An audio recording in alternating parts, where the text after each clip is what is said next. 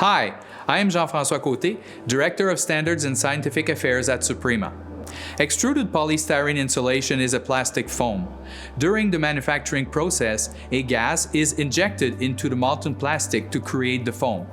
This gas, called the blowing agent, has a very low thermal conductivity.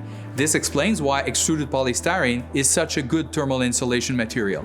Since October 2020, Suprema's SOPRA-XPS extruded polystyrene insulation is manufactured using a new HFO blowing agent, the Solstice from Honeywell.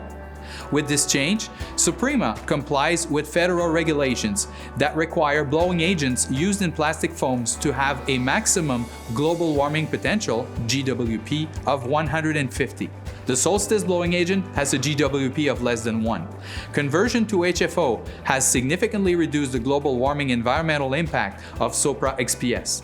Greenhouse gas emissions from each square meter of 25mm thick boards have been reduced from about 100 to less than 2 kilograms of CO2 equivalent over the complete life cycle of the board.